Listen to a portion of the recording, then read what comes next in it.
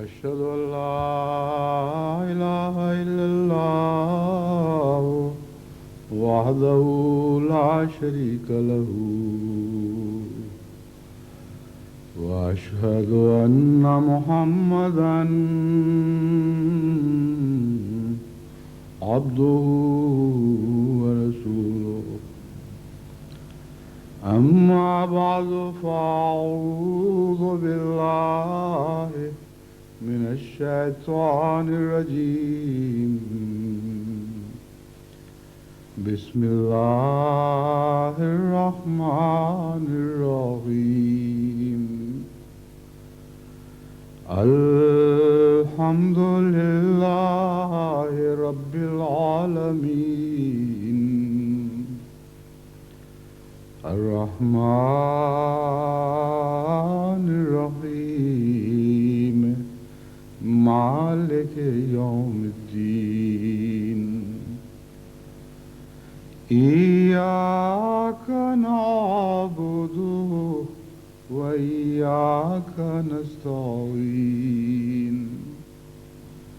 اهدنا الصراط المستقيم صراط الذين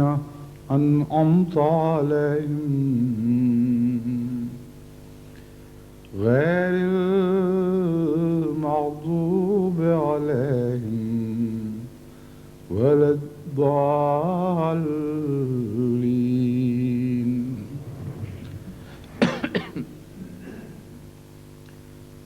1957 کا سال میری زندگی میں ایک لحاظ سے خاص اہمیت رکھتا ہے کیونکہ اسی سال مجھے دو طرح سے نئی زندگی میں داخل ہونے کا موقع ملا۔ ایک تو میری ازدواجی زندگی کا آغاز 1957 کے آخر پر دسمبر کے مہینے میں ہوا، اور دوسرے اسی سال کے آخر پر حضرت مسلم موعود رضی اللہ تعالیٰ عنہ نے وقف جدید کی تحریک کا آغاز فرمایا اور مجھے وقف جدید کی مجلس کا سب سے پہلا ممبر مقرر فرمایا، اور اس کے بعد ایک لمبے عرصے تک مجھے وقف جدید میں خدمت کا موقع ملا۔ اس لحاظ سے میری باقاعدہ جماعتی خدمت کا آغاز 1957 میں ہوا۔ اس واقعہ کو 35 سال گزر چکے ہیں، اور آج میں وقف جدید کے نئے سال کا اعلان کرنے والا ہوں۔ یہ نیا سال 36واں سال ہے۔ اللہ تعالیٰ نے اپنے فضل کے ساتھ وقف جدید کو اس عرصے میں غیر معمولی ترقی کی توفیق عطا فرمائی۔ شروع میں یہ تحریک بہت معمولی دکھائی دیتی تھی، آغاز بھی غریبانہ تھا اور چال چلن بھی غریبانہ۔ دیہات کے ساتھ اس کا تعلق تھا،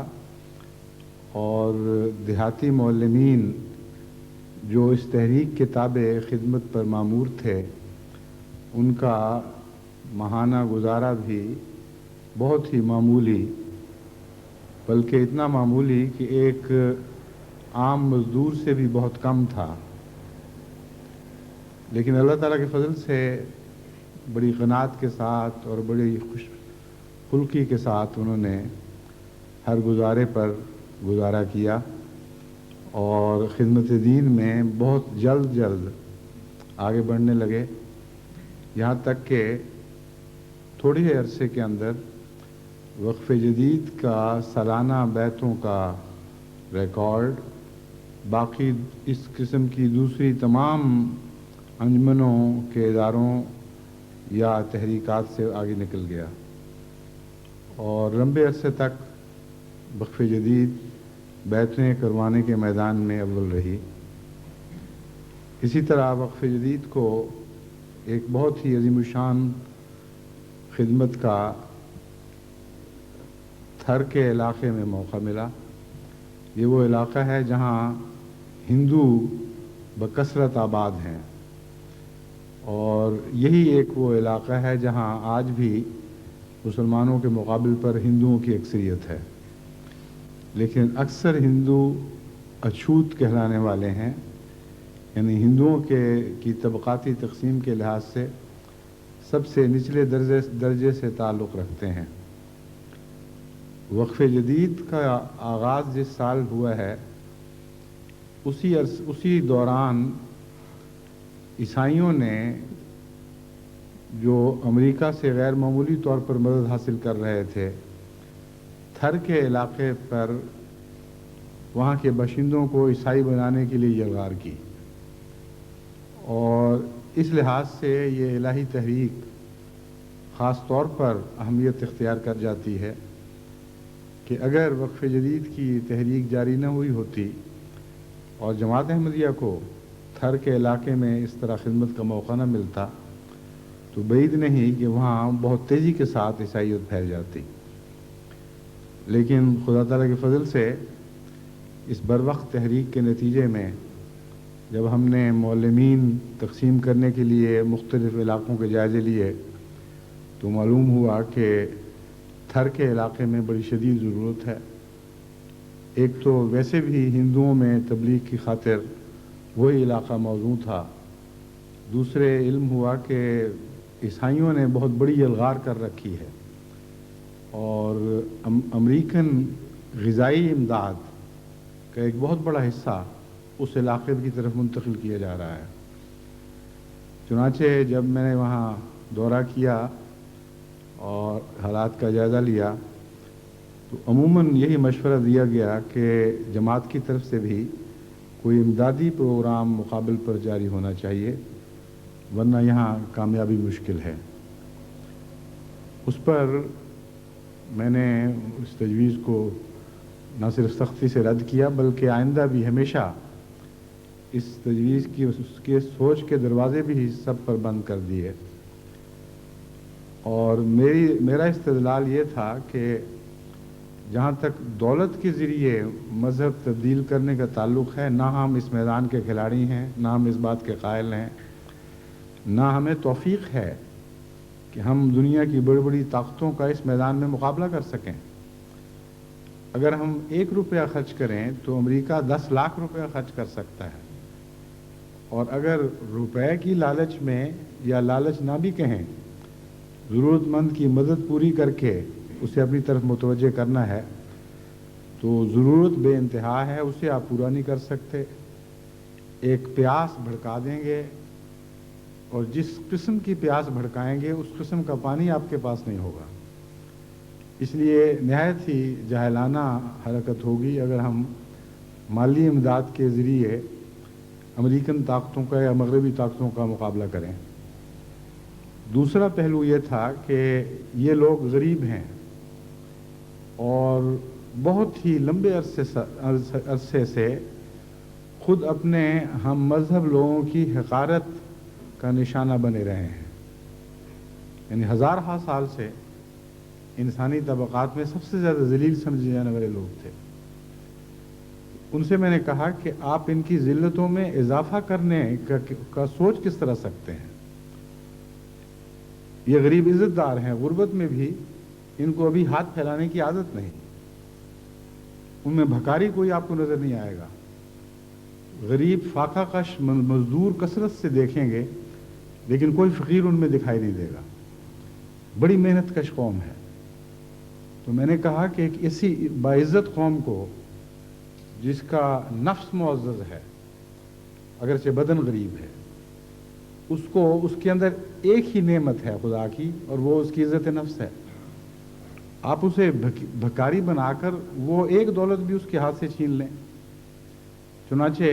اس استدلال کا خدا کے فضل سے اثر پڑا اور وقف جدید کے معلمین بھی پورے عزم کے ساتھ اس علاقے میں یہ سمجھتے ہوئے گئے کہ ہم نے ان کو عزت نفس عطا کرنے کے لیے جانا ہے، اور یہی پیغام ان کو دیا۔ چنانچہ مقابلہ ایک طرف دولت کا تھا اور ایک طرف اخلاقی عظمت کا، اور معلمین وہاں جا کر عیسائیوں کے مقابل پر یہی پیغام دیتے تھے کہ کچھ لوگ تمہاری بھوک مٹانے کے لیے آئے ہیں، بہت اچھی بات ہے، تمہیں کپڑے پہنانے کے لیے آئے ہیں، یہ بھی بہت اچھی بات ہے، لیکن ساتھ ہی تمہیں بھکاری بنانے کے لیے بھی آئے ہیں۔ اور پیسہ دے کر تمہارا مذہب تبدیل کرنے کے لیے آئے ہیں، اور یہ اچھی بات نہیں۔ ہم تمہیں مزید عزت نفس عطا کریں گے، ہم تمہیں اسلام بھی دیں گے اور اس کے ساتھ تم سے مالی قربانی کے مطالبے بھی کریں گے، اور تمہیں یہ کہیں گے کہ انتہائی غربت کے باوجود کچھ نہ کچھ نیک کاموں میں خرچ کرنے کی عادت ڈالو۔ یہ پیغام بظاہر کڑوا ہے،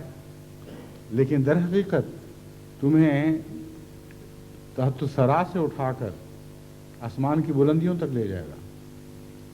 اور یہ سادہ پیغام ان کے دل پر اتنا اثر انداز ہوا اور اتنا اس نے ان کے دلوں کو لبھایا کہ خدا تعالیٰ کے فضل کے ساتھ عیسائیت کے مقابل پر احمدیت کو وہاں بڑی کثرت کے ساتھ ہندو غریب اقوام کو اسلام میں داخل کرنے کی توفیق ملی، اور اس کے ساتھ ہی پھر ان کو اس نچلے طبقے سے اٹھا کر ایک بغیر طبقات کے سوسائٹی میں عزت کا مقام عطا کیا گیا۔ چنانچہ اس کے خلاف سب سے زیادہ رد عمل دیگر مسلمان تھری لوگوں نے دکھایا۔ جب ہم ان کے ساتھ بیٹھ کر چائے پیتے تھے یا کھانا کھاتے تھے تو شدید نفرت کا اظہار دوسرے مسلمانوں کی طرف سے کیا جاتا تھا، جن کے مذہب میں طبقاتی تقسیم کا تصور ہی کوئی نہیں، اور ہندو اس نفرت سے ہمیں نہیں دیکھتے تھے بلکہ وہ حیرت سے دیکھتے تھے کہ یہ عجیب لوگ ہیں کہ جنہوں نے اپنی ظاہری عزت کی کوئی پرواہ نہیں کی اور مذہب کے تبادلے کے نتیجے میں ان کے ساتھ برابر ہو گئے ہیں۔ بہرحال ایک لمبا عرصہ اس جد و جہد میں گزرا، یہاں تک کہ خدا کے فضل سے وہاں کی رائیں تبدیل ہوئیں، سوچیں بدلی گئیں اور بہت بڑا انقلاب برپا ہوا۔ مشکل صرف یہ درپیش تھی کہ ان کے اندر گہرا اسلام جذب کرانے کے لیے بہت محنت درکار تھی۔ سادہ محبت کا پیغام، توحید کا پیغام بڑی آسانی سے سمجھ جاتے تھے اور قبول بھی کر لیتے تھے، لیکن بہت بڑی دقتیں اس بات کی راہ میں حائل تھیں کہ باقاعدہ نماز سکھائی جائے اور پھر نماز کا عادی بنایا جائے، روزے سکھائے جائیں اور پھر روزے رکھنے کی عادت ڈالی جائے وغیرہ وغیرہ، اور اسلام کے پرہیزوں کے متعلق تلقین کی جائے، پاکیزگی کے متعلق تلقین کی جائے، اور پھر اس پر عمل پیرا کرنے کے لیے ان پر ان کی مدد ہو، ان کی نگرانی کی جائے۔ اس عرصے میں گزشتہ اس تمام عرصے میں مسلسل وقف جدید کے معلمین وہاں یہی کام کر رہے ہیں، اور اگرچہ حالات بہت ہی ناسازگار ہیں، اتنے ناسازگار ہیں کہ آپ اگر جب تک وہاں جائیں نا اس وقت تک آپ کو تصور ہی نہیں ہو سکتا کہ کن مشکلات میں وہاں وقف جدید کے معلمین نے پہلے کام کیا، اور اب بھی اگرچہ مشکلات نسبتاً کم ہیں لیکن پھر بھی بہت مشکل حالات ہیں۔ میں جب پہلی دفعہ وہاں گیا تو پہلی تکلیف جو شدت سے محسوس ہوئی وہ پانی کا فقدان تھا۔ یعنی پانی میسر تو تھا مگر ایسا خوفناک کہ اسے پینے سے بجائے اس کے کہ پیاس بجھے الٹی آتی تھی اور طبیعت متلانے لگتی تھی، تیل کی طرح کا پانی مٹی کے علاقے میں، اور وہ بھی قیمتاً دے کر خریدنا پڑتا تھا، اور دنیا کی کوئی سہولت وہاں میسر نہیں تھی۔ وہ تو خیر کوئی ایسی معمولی بات ہے، بڑی عام دنیا کی جو موجودہ زمانے کی سہولتیں ہیں، اس کے بغیر بھی انسان بہت اچھی طرح گزارا کر سکتا ہے، زندگی کے انداز بدلنے پڑتے ہیں، لیکن پانی اچھا میسر نہ ہو تو زندگی بہت ہی تکلیف میں کٹتی ہے۔ بہرحال معلمین اس حالت میں وہاں مستقل رہتے تھے جس حالت میں ایک دو دن مجھ سے رہنا مشکل تھا، اور میں نے محسوس کیا کہ کس تکلیف میں یہاں گزارا کرتے ہیں۔ چنانچہ بعد میں کوششیں کی گئیں کہ کسی طرح ان کے پانی کے مسائل حل ہوں، اور خدا کے فضل سے بعد میں حل بھی ہوئے، لیکن اور آگے بڑھ کر ایک اور نئی मुसीबत का सामना हुआ, वहाँ पता चला कि बाद ऐसे सांप हैं जिनको पीण कहते हैं। सिंधी तलफ़ुज़ में पीण कहेंगे, नून और ए के दरमियान का लफ्ज़ है कोई, यानी पी जाने वाला सांप। और वो सांप डसता नहीं, बल्कि मुंह के ज़रिए, वो कहते थे कि मुंह पे मुंह रख के सांस पी जाता है। दरअसल वो जहर थूकता है और उसके जहर का असर गले पर पड़ता है और गलों से बरह रास्त आँखों पर हमला करता है, और उसका मरीज़ अगर बच जाए तो अंधा हो जाता है। और ख़ुद इस सांप की भी ये कैफियत है कि अगर दिन की रोशनी में इसकी आंखें खुल जाएं तो वो खुद अंधा हो जाता है। इसलिए दिन के वक्त बिलों में, सुराखों में, मुख्तलिफ अंधेरी जगहों में, ईंटों के नीचे सर देकर ये सांप सो जाता है। और दिन के वक्त बच्चे उससे खेलते हैं, जिस तरह रस्सी बटते हैं, बटी हुई रस्सी से खेलते हैं, उस तरह उसको अपने गिर्द गिर्द लपेटते और एक दूसरे को सांटे मारते उससे, और कोई खौफ नहीं उस सांप का। लेकिन यूं ही अंधेरा होता है, ये बाहर निकल कर तो मुख्तलिफ जानदारों के साथ लेट कर उनके मुंह पे मुंह रख कर तो उसमें थूकता है।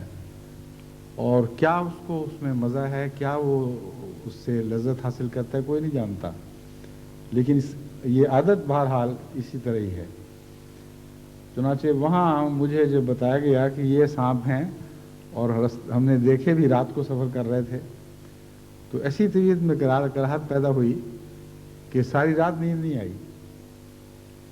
आदमी सोच भी नहीं सकता कि उसके साथ कोई सांप आके लेट जाए और फिर मुंह पे मुंह रख दे। तो वो जो मुख्तलिफ नज़ारे वहाँ देखे, जिस तरह मौल्लिम काम कर रहे हैं, बड़ा तबीयत पर गहरा असर पड़ा। और उसका फ़ायदा ये हुआ कि वापस जाकर उनके ज़िंदगी को निस्बतन बेहतर बनाने के लिए वक्फ़ जदीद में जो गरीबाना ताकत थी वो इस्तेमाल की गई और उनके मसाइल को समझकर फिर उनसे काम लिए गए। बहरहाल इन हालात में वक्फ़ जदीद ने वहाँ काम किया और कर रही है। और अजीब हुस्न इत्तेफाक है या खुदा की तकदीर है, जिस दोनों चीज़ें इकट्ठी होंगी कि हिंदुस्तान में जब वक्फ़ जदीद का इजरा हुआ है, और ख़ास तौर पर यहाँ आने के बाद जब मैंने बैरूनी दुनिया में भी वक्फ़ जदीद की तहरीक की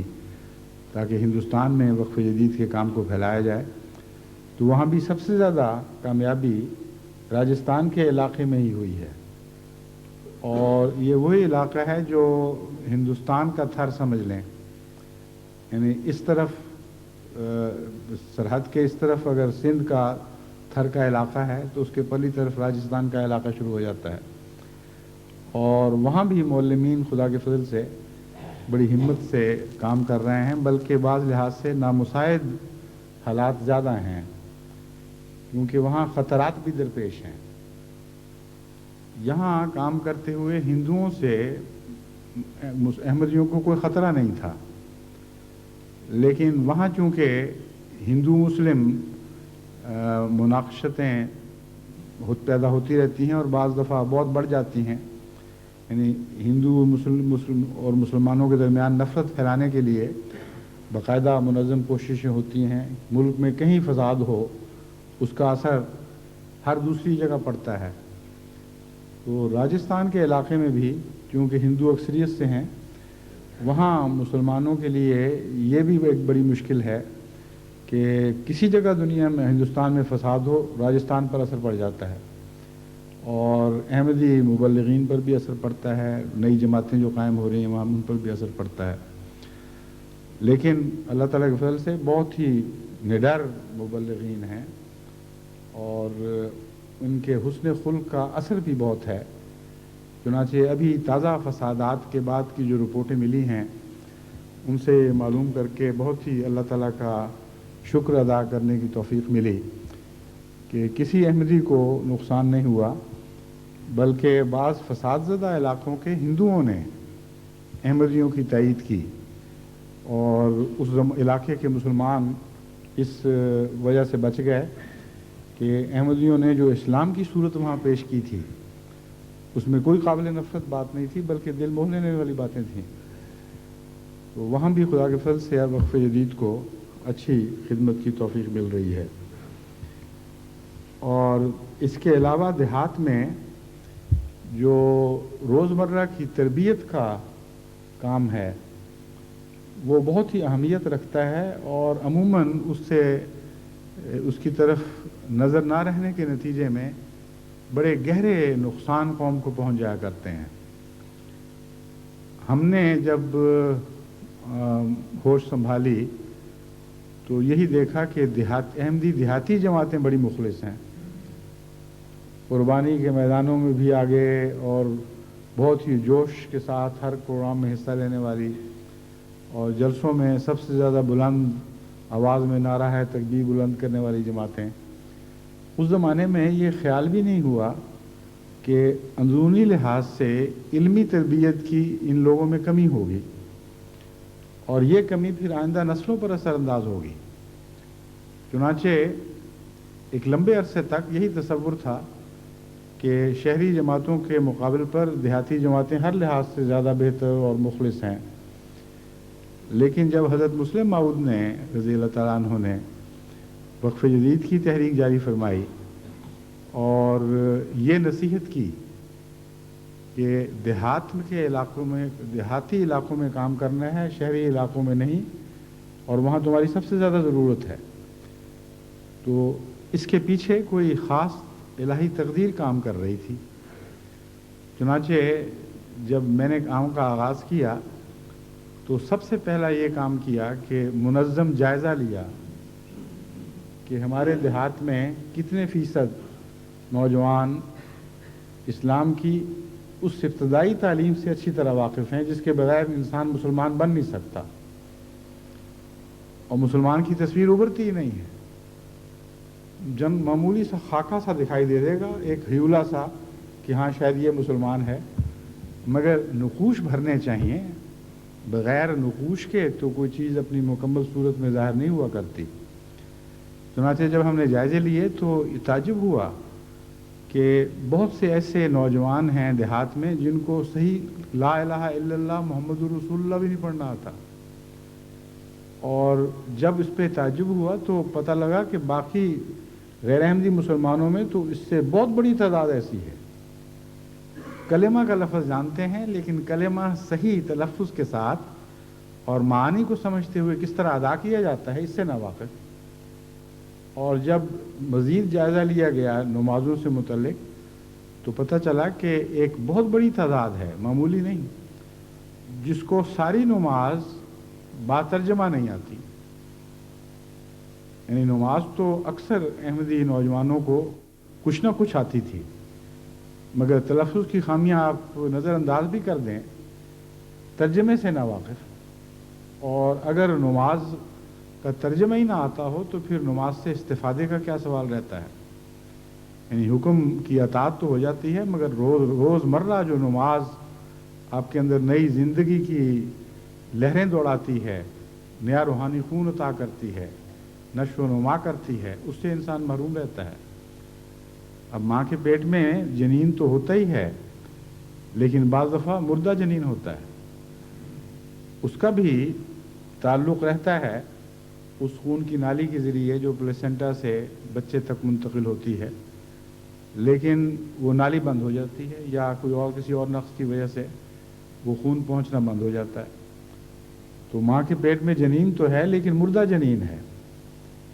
اسی طرح وہ لوگ جو نماز پڑھتے تو ہیں لیکن نماز کے مطالب نہیں سمجھتے، اس کے آداب نہیں جانتے، اس کا فلسفہ نہیں سمجھتے، روزمرہ اس کے ذریعے خدا سے تعلق نہیں پیدا کرتے، ان کی نماز ایسی ہے جیسے ایک جنین ہے جو پڑا ہوا ہے. جب تک پیٹ میں ہے اس وقت تک اس کی حالت مخفی ہے، ہم نہیں کہہ سکتے کہ زندہ ہے یا نہیں ہے. لیکن موت کے بعد جب اس نے بچے کی طرح باہر آنا ہے اس وقت پتہ چلے گا کہ اس نئی پیدائش میں اس میں جان پڑی تھی کہ نہیں پڑی تھی. بس اسی پہلو سے میں گزشتہ کچھ عرصے سے خطبات دے رہا ہوں کہ جب نمازیں پڑھتے ہیں تو زندگی حاصل کرنے کے لیے پڑھیں، اور اس کے لیے نماز کا ترجمہ آنا ضروری ہے، اس کے مطالب کا سمجھنا ضروری ہے، اور مختلف پہلوؤں سے نماز کی دنیا کی سیر کرنی ضروری ہے۔ ایک بہت بڑا جہان ہے جو روزانہ آپ پر کھلتا ہے، جہاں آپ کو لے جایا جاتا ہے اور سیر کرنے کے موقع دیے جاتے ہیں، اور بار بار یہ موقع میسر آتے ہیں۔ بہرحال یہ وہ مسائل ہیں جن کے پیش نظر اس وقت ہم نے یہ جائزہ لیا کہ وقف جدید کے معلم کن دیہات میں پہلے کام کریں، اور یہ جائزہ لینے کا مقصد یہ تھا کہ جہاں سب سے زیادہ ضرورت ہوگی، جہاں سب سے زیادہ لوگ نماز کے معانی سے غافل ہوں گے، دیگر روزمرہ کے مسائل سے ناواقف ہوں گے، وہاں وقف جدید کے معلمین کو پہلے بھیجا جائے گا۔ تو اس وقت جب سارے ملک کا جائزہ لیا گیا تو بغیر کسی کوشش کے، یعنی بغیر کسی ارادے کے، میرا پہلے یہ علم نہیں تھا کہ یہ حالات ظاہر ہوں گے، بغیر کسی ارادے کے مزید جستجو کا موقع ملا تو ایسی ایسی باتیں دریافت ہوئیں کہ جن سے توجہ اس طرف منتقل ہوئی کہ دیہات کے علاقے بعض پہلوؤں سے اخلاص میں بہت بہتر ہوتے ہیں، لیکن بعض پہلوؤں سے دین کے علم میں اتنا پیچھے رہ جاتے ہیں کہ وہ آئندہ زمانوں میں نہایت خطرناک نتائج پیدا کر سکتے ہیں۔ آپ کی آنکھوں کے سامنے دیکھتے دیکھتے ایک نسل آپ کے ہاتھ سے نکلتی چلی جا رہی ہے اور آپ کو پتہ نہیں لگ رہا، یہاں تک کہ دین کے علم سے بے بہرا خالی اخلاص اندھی تقلید پیدا کیا کرتا ہے، اور اس کے نتیجے میں پھر ملائیت ابھرتی ہے، اور گدھوں کی طرح جس طرف چاہیں ایسے لوگوں کو ہانک کر لے جائیں، جو چاہیں ان کا دین بنا کر ان کو بتا دیں کہ یہ تمہارا دین ہے، جو مسلک آپ کا ہو آپ ان کے ذمہ لگا دیں کہ یہی تمہارا مسلک ہے، بغیر سوال کیے، بغیر سوچے، بغیر کسی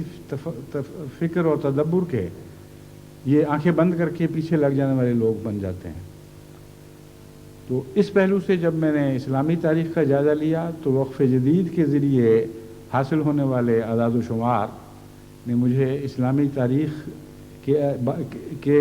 ایک پہلو سے المیہ کو سمجھنے کا موقع ملا، اور قرآن کریم کی اس آیت کریمہ کو سمجھنے کا موقع ملا، جس میں اللہ تعالیٰ فرماتا ہے کہ تم سے پہلے ایسی قومیں گزری ہیں، یعنی یہود، جن کا دین بالآخر ایسے ہو گیا تھا جیسے گدھوں پر کتابیں لا دی گئیں۔ اللہ تعالیٰ فرماتا ہے ان لوگوں کی طرح نہ بن جانا کہ جن کے علماء کا یہ حال تھا کہ جیسے گدھوں پر کتابیں لا دی گئی ہوں اور اس سے وہ صحیح استفادہ نہ کر سکتے ہوں۔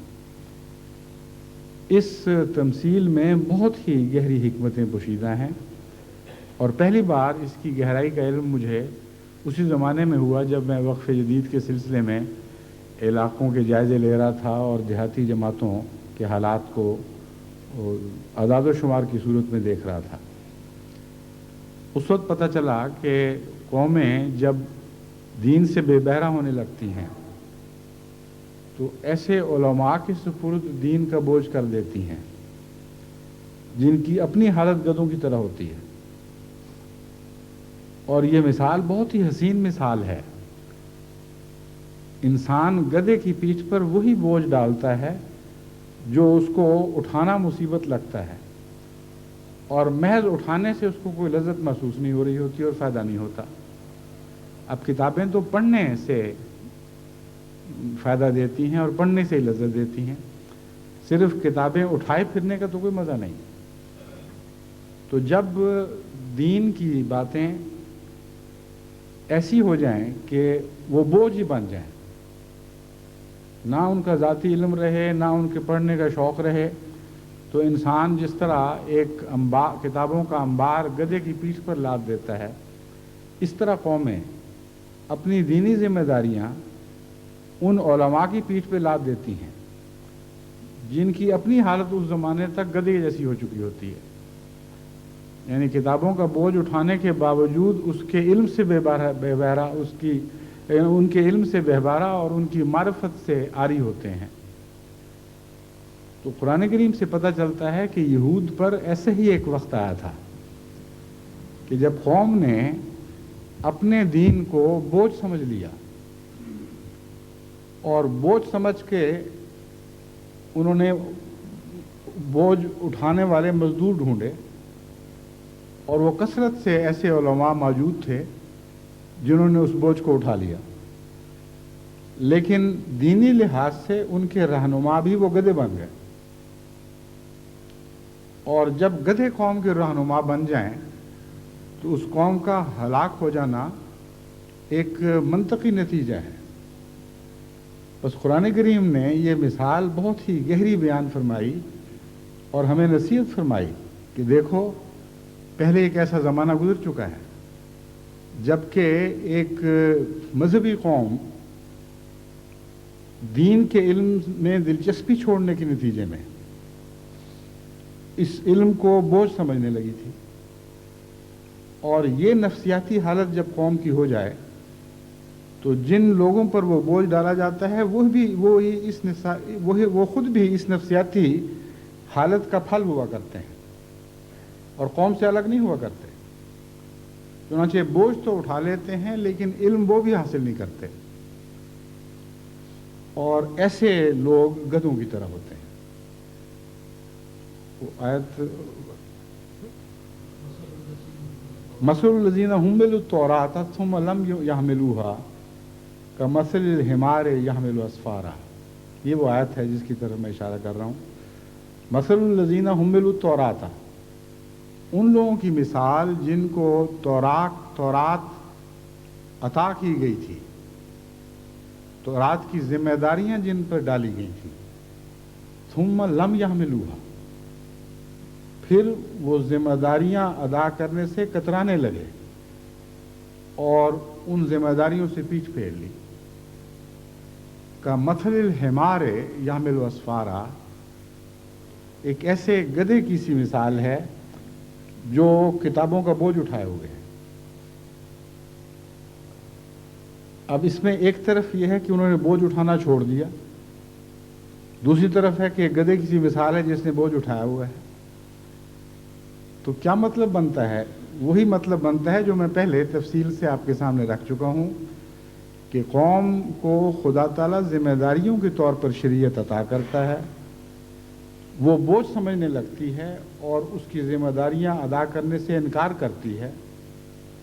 تو وہ بوجھ قوم کا ایک حصہ ضرور اٹھاتا ہے،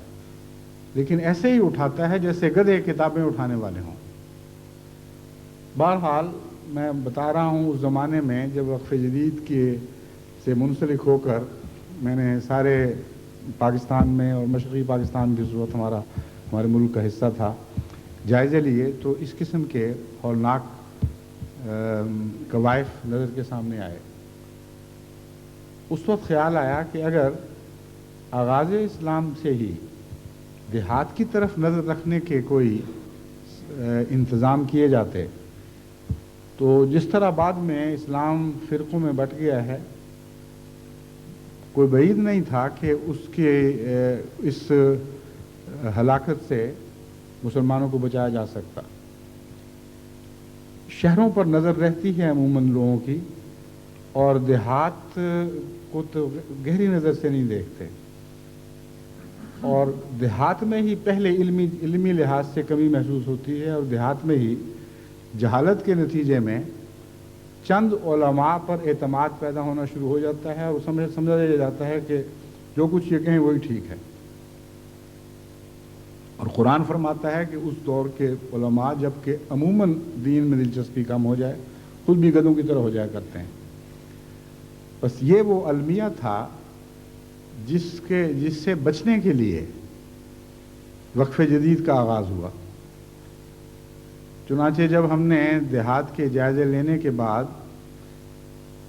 مریضوں پر نظر ڈالی، ان کی تعداد دیکھی، تو اس خیال سے وحشت ہوتی تھی کہ اتنی جائز ضرورتیں اس کثرت کے ساتھ ہیں اور ہم ان کو پورا نہیں کر سکتے۔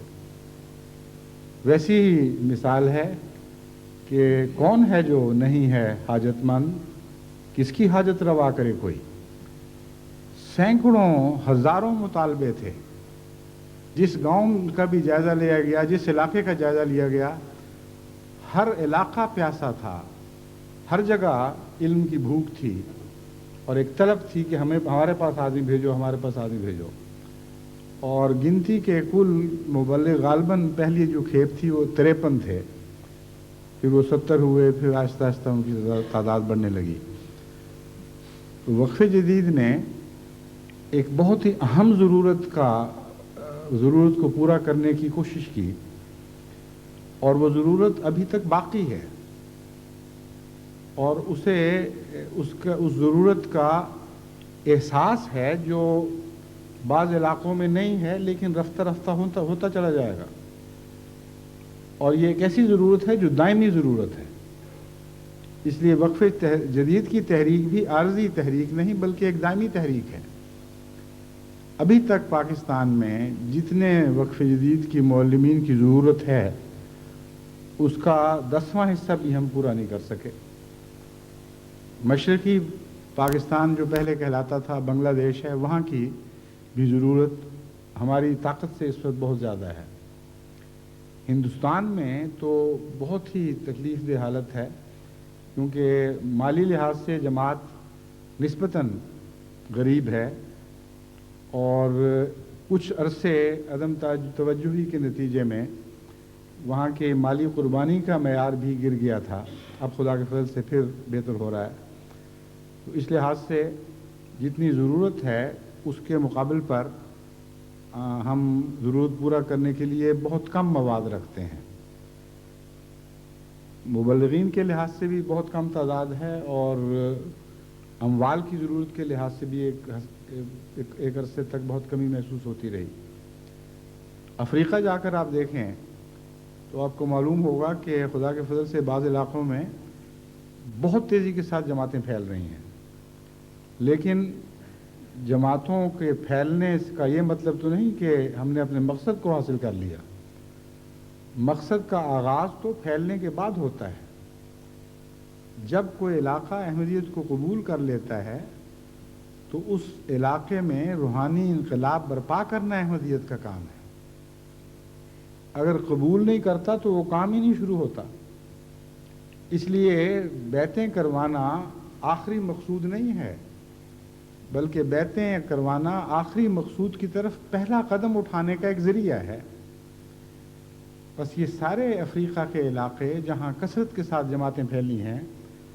وہاں اب وقف جدید کی قسم کی تحریکوں کے خاموش مطالبے ہو رہے ہیں۔ یعنی بزبان حال وہ علاقے کہہ رہے ہیں کہ یہاں بھی وقف جدید جاری کی جائے۔ انشاءاللہ وقت آئے گا کہ دنیا کے ہر ملک میں یہ تحریکیں جاری ہوں گی، اور وقف جدید کے ذریعے دیہاتی جماعتوں کی علمی روحانی ضرورتیں پوری کی جائیں گی۔ اب میں آپ کے سامنے مختصراً گزشتہ سال کے یا سال رواں کے مالی کوائف رکھتا ہوں۔ اس ضمن میں آپ کو یہ بتا دینا چاہتا ہوں کہ چند سال پہلے، غالباً 5 سال پہلے، میں نے باہر کی دنیا کے لیے بھی وقف جدید کے چندے میں شامل ہونے کی اپیل کی تھی، اور یہ گزارش کی تھی کہ اگرچہ اب تک یہ تحریک پاکستان تک محدود رہی ہے، اور اب بنگلہ دیش میں بعد میں بنگلہ دیش میں بھی اس میں شامل سمجھا جانا چاہیے، کیونکہ پہلے وہ پاکستانی تھا، لیکن ہاں، اور ہندوستان میں بھی، لیکن امر واقعہ یہ ہے کہ ہندوستان میں جتنی ضرورت ہے اتنا روپیہ ہندوستان نہیں دے سکتا۔ اس لیے باہر کی جماعتیں چندوں میں شامل ہو جائیں، اگرچہ ان کے اپنے اپنے ملکوں میں وقف جدید کا کام بے شک شروع نہ ہو، مگر چندوں کی برکت میں وہ شامل ہو جائیں، سعادت میں شامل ہو جائیں۔ اللہ تعالیٰ کے فضل کے ساتھ جماعت نے بہت ہی مثبت جواب دیا، اور بہت تقریباً 52 ملک ایسے ہیں جن میں خدا تعالیٰ کے فضل سے باقاعدہ وقف جدید کا چندہ آنا شروع ہو گیا۔ اس سال جب ہم نے جائزہ لے کر پہلے 10 ممالک کی فہرست تیار کی کہ جو وقف جدید کی قربانی میں اول آئے ہیں، یعنی اول، دوم، سوم 10 نمبر تک آئے ہیں، تو یہ دیکھ کر خوشی ہوئی کہ جرمنی کی جماعت جو تحریک جدید میں بھی اول تھی، وقف جدید میں بھی اول رہی ہے، اور پاکستان کو میں اس میں شامل نہیں کر رہا۔ پاکستان تو خدا کے فضل سے اپنی اولیت کو ہر پہلو سے برقرار رکھے ہوئے ہے، اور ابھی تک دنیا کا کوئی ملک ایسا نہیں جو ثبات قدم کے لحاظ سے، آزمائشوں پر رضا اور صبر کے ساتھ پورا اترنے کے لحاظ سے، قربانیوں کے لحاظ سے، اور کثرت کے ساتھ باخدا انسان پیدا کرنے کے لحاظ سے پاکستان کے مقابل پر ہو۔ تو پاکستان کی وہ اولیت جو ہندوستان سے ہجرت کے بعد اس کو عطا ہوئی، وہ بفضل ہی تعالیٰ ابھی تک قائم ہے۔ تو آئندہ جو میں اعداد و شمار آپ کے سامنے رکھتا ہوں، اس میں آپ پاکستان کو شامل نہ سمجھیں، اس کے علاوہ کے اعداد و شمار ہیں۔ جرمنی اول رہا ہے، اور تحریک جدید میں بھی اول تھا، اور تعجب اور خوشی والا تعجب اس بات پر ہے کہ ہندوستان دوسرے نمبر پر آ گیا ہے۔ گویا باقی امور میں مختلف قسم کے جو چندے ہیں ان میں ہندوستان کا نمبر بہت پیچھے ہے، لیکن وقف جدید میں خدا کے فضل سے ہندوستان اس وقت دنیا کی جماعتوں میں دوسرے نمبر پر آ گیا ہے۔ تحریک جدید میں ہندوستان کی پوزیشن 6 نمبر پر تھی، برطانیہ 3 نمبر پر ہے، اور امریکہ 4 نمبر پر۔ برطانیہ تحریک جدید میں 2 نمبر پر تھا، تو ایک سیڑھی نیچے اترا ہے وقف جدید کے معاملے میں، اور اسی طرح امریکہ نے بھی اور کینیڈا نے بھی یہی نمونہ دکھایا ہے۔ حضرت مسیح موعود علیہ الصلوۃ والسلام کا ایک شعر اس کا برعکس مضمون دکھاتا ہے۔ آپ حضرت صلی اللہ علیہ وآلہ وسلم کو عرض کرتے ہوئے کو مخاطب کرتے ہوئے عرض کرتے ہیں کہ ہم ہوئے خیر امم تجھ سے ہی ہے خیر رسول، تیرے بڑھنے سے قدم آگے بڑھایا ہم نے۔ لیکن یہاں معلوم ہوتا ہے کہ امریکہ اور کینیڈا برطانیہ کو مخاطب کر کے کہہ رہا ہے کہ تیرے گھٹنے سے قدم آگے گھٹایا ہم نے، ایک قدم تو اترا ہے تو ہم بھی ایک ہی قدم اترے ہیں۔ تو تحریک جدید کے مقابل پر وقف جدید میں جو مثال برطانیہ نے قائم کی وہی امریکہ نے اختیار کی، اور کینیڈا نے بھی، اور انڈونیشیا نے بھی۔ کافی دور دور تک آپ کی مثالوں کے اثر پہنچے ہیں، آپ کے نمونے کے اثر پہنچے ہیں، اور ماریشس بھی اسی طرح اسی نمونے پر ہے، یعنی ایک ایک سیڑھی سارے نیچے اتر گئے ہیں۔ لیکن ایک خوشی کی بات ہے کہ ناروے جو 8ویں نمبر پر ہے، اس کا پہلے تحریک جدید میں کہیں کوئی شمار ہی نہیں تھا۔ یہ بھی جس طرح ڈارک ہارس ہوتا ہے گھڑ دوڑ میں، ایک نامعلوم ان سیڈڈ پلیئر کی طرح اچانک وقف جدید میں ایک پوزیشن حاصل کر گیا ہے۔ اور ڈنمارک بھی اسی طرح تحریک جدید کے مقابلے میں شامل نہیں ہو سکا تھا، لیکن 9ویں نمبر پر آ گیا ہے۔ اور ہالینڈ 10ویں نمبر پر ہے، پہلے بھی 10ویں نمبر پر تھا، اس نے اپنی پوزیشن برقرار رکھی ہے۔ جہاں تک فی کس چندہ دینے کا تعلق ہے، تحریک جدید میں جاپان خدا کے فضل سے دنیا کے سب ممالک میں آگے تھا، اب سوئٹزرلینڈ نے یہ پوزیشن حاصل کر لی ہے، یعنی فی کس وقف جدید کا چندہ دینے کے لحاظ سے سوئٹزرلینڈ نمبر 1 ہے، پھر امریکہ، پھر ایران، پھر جاپان، پھر ہالینڈ اور فرانس اکٹھے، اور پھر فجی، پھر کینیڈا، پھر جرمنی، اور 10ویں نمبر پر یو کے ہے۔ اس پہلو سے امریکہ نے اور کینیڈا نے یو کے کی پیروی نہیں کی اور بچ گئے۔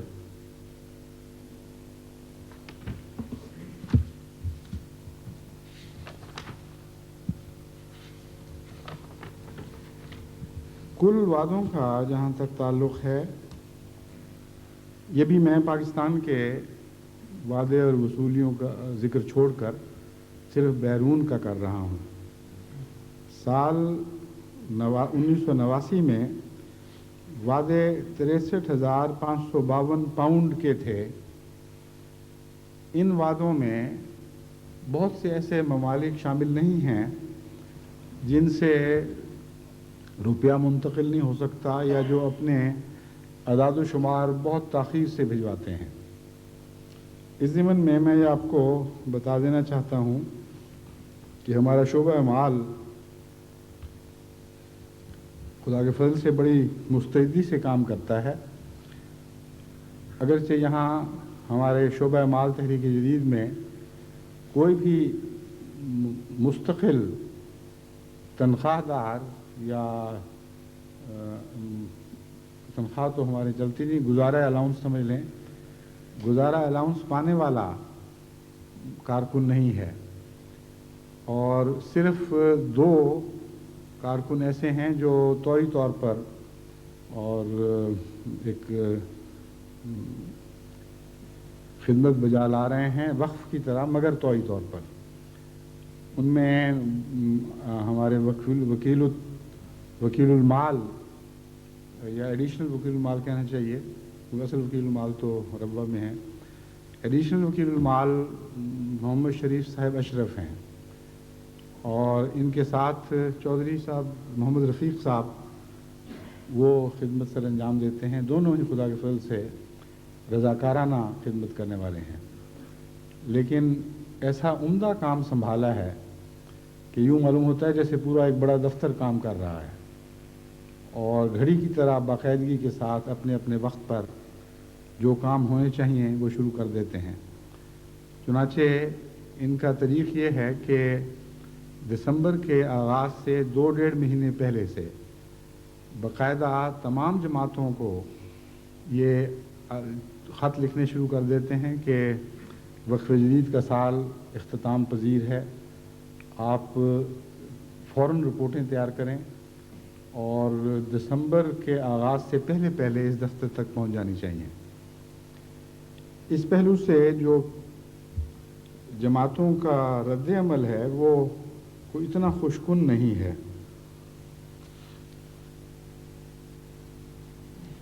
لیکن گزشتہ سال کے مقابل پر پھر بھی کچھ بہتر رسپانس یا جواب ہے۔ گزشتہ سال 20 جماعتوں نے بروقت رپورٹ بھجوائی تھی، ان سال 26 جماعتوں سے بروقت رپورٹیں موصول ہوئی ہیں، اور جہاں تک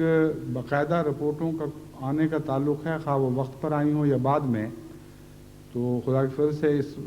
ان سال 52 مختلف ممالک سے، یعنی گزشتہ سال، اس سال تو بھی آئیں گی باقی، 52 مختلف ممالک سے رپورٹیں آئی تھیں۔ ان 52 کے اعداد و شمار پر انحصار کرتے ہوئے یہ اعداد و شمار جو میں آپ کے سامنے پیش کر رہا ہوں بنائے گئے ہیں۔ اس لیے ان کے متعلق ایک بات یاد رکھنی چاہیے کہ کچھ اندازے ان میں شامل ہیں۔ رپورٹیں اب تک 52 میں سے صرف 26 کی ملی ہیں، اور باقی جو رپورٹیں ہیں وہ ہم نے گزشتہ سال کے اعداد و شمار کو شامل کر لیا ہے۔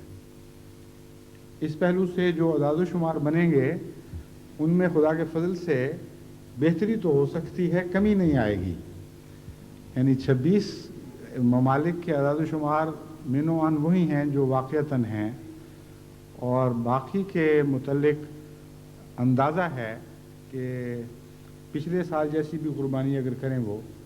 تو اتنی وصولی ان کی طرف سے ہو جانی چاہیے۔ اس تمہید اور تعارف کے بعد اب میں اعداد و شمار پھر دوبارہ پڑھتا ہوں۔ سال گزشتہ کل وعدے 63,552 پاؤنڈ کے تھے اور کل وصولی 69,012 پاؤنڈ کی تھی۔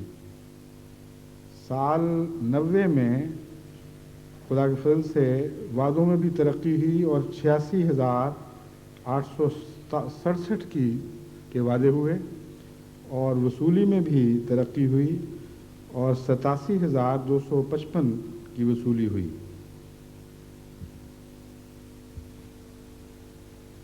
جہاں تک شامل ہونے والوں کا تعلق ہے، گزشتہ سال یہ تعداد 23,227 تھی، یعنی سارے پاکستان سے باہر کے دنیا کے ممالک میں 23,227 ایسے خوش نصیب تھے جنہوں نے وقف جدید کی تحریک میں حصہ لیا۔ امسال 29,721 ہیں، یعنی کسی قدر اضافہ ہے۔ پچھلے سال بچگان کی تعداد صرف 6 ممالک سے موصول ہوئی تھی، حالانکہ بچوں کے متعلق تو شروع سے ہی یہ تحریک بہت زور دے رہی ہے۔ حضرت مسلم موعود نے اس طرف بہت توجہ دلائی کہ زیادہ سے زیادہ بچوں کو اس میں شامل کرنا چاہیے۔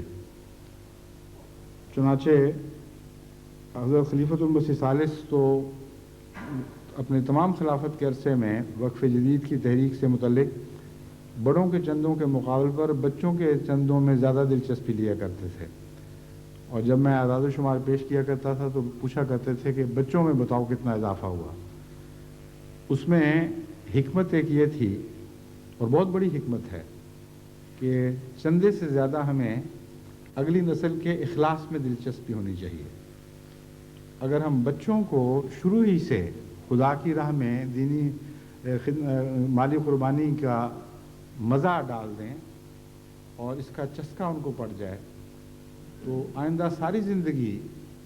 یہ بات ان کی تربیت کے دوسرے معاملات پر بھی اثر انداز رہے گی، اور جس کو مالی قربانی کی عادت ہو وہ خدا کے فضل سے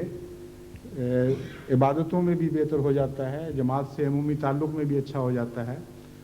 اور بہت ہی اہم ذریعہ ہے یہ اس کی روحانی زندگی کی ضمانت کا۔ تو حضرت خلیفۃ المسیح ثالث مجھے ہمیشہ بچوں کے متعلق زیادہ تاکید کیا کرتے تھے، اور سوال بھی یہی ہوا کرتا تھا کہ بتاؤ بچوں نے کتنوں نے حصہ لیا ہے۔ بعض دفعہ ہم اپنی ضرورت پوری کرنے کے لیے بعض دوستوں سے بڑے بڑے وعدے لے لیا کرتے تھے، تو حضرت خلیفۃ المسیح ثالث کو میں نے کبھی اس پر زیادہ راضی ہوتے نہیں دیکھا۔ وہ یہی کہا کرتے تھے کہ بجائے اس کے کہ بعض لوگوں سے زیادہ لو، زیادہ لوگوں سے کم بے شک لو، لیکن زیادہ لوگوں سے لو۔ چنانچہ اسی لیے میں نے بھی ہمیشہ یہی زور دیا ہے کہ زیادہ تعداد میں احمدی شامل ہوں اور خصوصیت سے بچے۔ تو امسال میں یہی توجہ دلاتے ہوئے اپنے اس خطاب کو ختم کرتا ہوں کہ خدا کے فضل سے اگرچہ بیرونی جماعتیں بغیر کسی مرکزی محنت کے از خود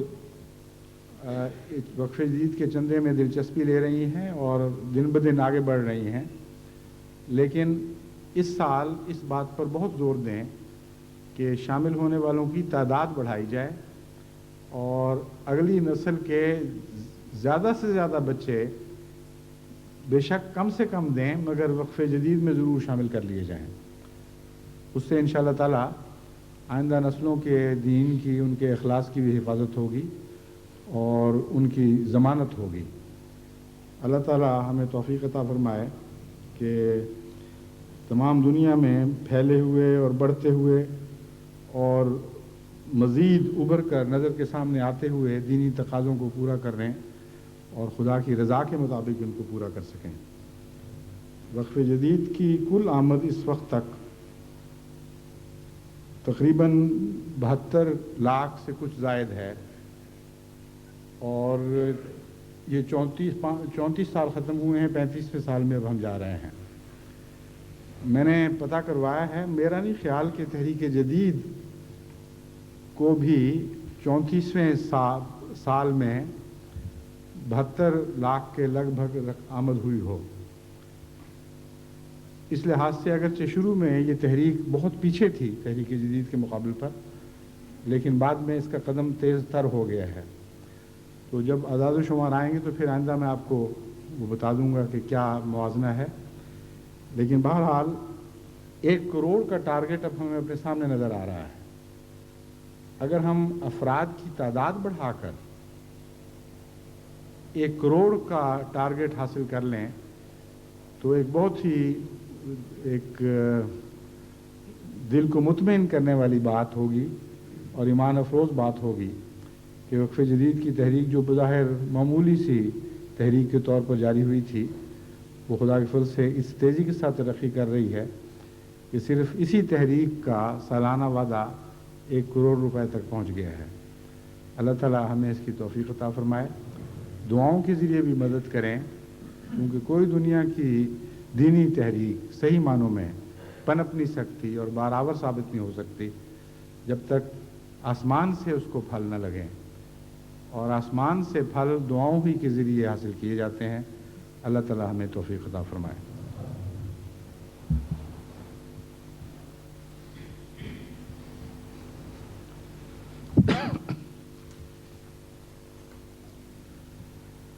الحمد لله نحمده ونستعينه ونستغفره ونؤمن به ونتوكل عليه ونعوذ بالله من شرور أنفسنا ومن سيئات أعمالنا، من يهده الله فلا مضل له ومن يضلله فلا هادي له، ونشهد أن لا إله إلا الله وحده لا شريك له، ونشهد أن محمدا عبده ورسوله۔